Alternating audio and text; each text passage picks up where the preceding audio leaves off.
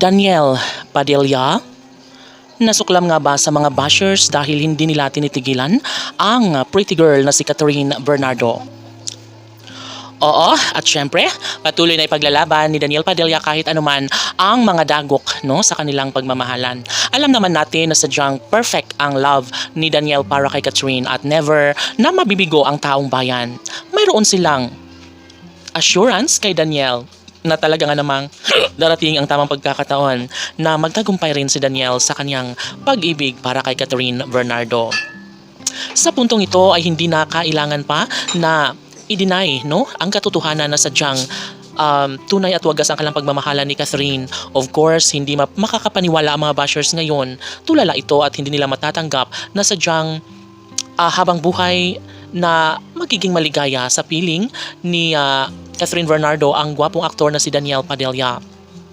Malamang isa ito sa pinaka-the best na happiness na nararamdaman sa puso ni Daniel Padilla. Ang tuluyan siyang magtagumpay ay ito na nga siguro ang pinaka hinihintay ng lahat. Siguro nga at hindi na kailangan pa na baguhin ang isang pagkakataon. Hindi na kailangan pa na isang tabi ni Daniel Padilla ang kanyang tunay na pagmamahal.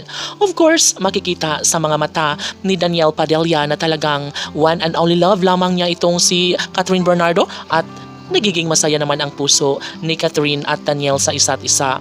Sa pagkakataong ito ay hindi na papayagan pa ni Daniel Padilla ang mawala sa kanyang buhay ang babaeng pinakaminamahal na si Catherine Bernardo. Saad pa ni Daniel na mas gugustuhin niya na magiging matagumpay ang lahat sa kanilang pagmamahalan. Hindi ito ang una at huling pagkakataon at syempre alam ng taong bayan na hahantong sa panghabang buhay ang pagmamahalang tunay na nararapat lamang para kay Catherine Bernardo at ng gwapong aktor na si Daniel Padilla.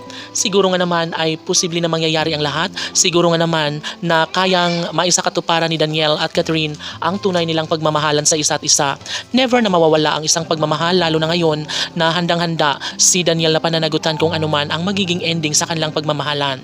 Si Daniel ay talagang kotang-kota na sa pag-ibig ni Catherine at ramdam na ng aktor na talagang habang buhay siyang magiging maligaya dahil nga naman tunay ang pag-ibig ni Catherine at ito lamang ang pinanghahawakan ni Daniel na sadyang posible na mangyayari ang lahat. Maaaring magkaroon ng pagtatagumpay na inaasahan ng taong bayan. Siyempre lahat ay kayang patunayan ni Catherine at Daniel ang lahat. Kayang-kaya na patunayan sa buong daigdig at mangyayari din ang kalang pag-iisang dibdib na talagang matagal ng pinangarap, hindi lamang kay Daniel at Catherine maging sa kalang mga taga-subaybay laban.